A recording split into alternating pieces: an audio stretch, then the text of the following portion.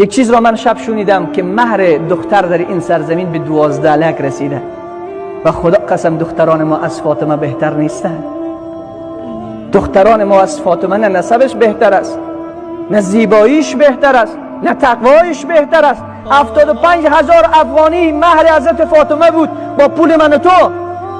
عایشه 75,000 افغانی پول مهریهش بود با پول من و تو. اونها نمی گفتن که امروز جنس در بازار قیمت ما جهزیه می دهیم. می دانین جهزیه فاطمه وقتی از خانه پیامبر محبوب صلی الله علیه و سلم، محبوب دلها بعد از خدا بزرگ توی قصه مختصر، اون پیامبر محبوب صلی الله علیه و سلم وقتی فاطمه را از خانه خود بیرون میکنه یک بالشت برایش داده که یک پوست جهزیه برده، یک بالشت از لیف خرما پر است و یک پوستی که حضرت علی میگه روزها با اون پوست حیوانات خود را ما علف میدادیم، شب او را می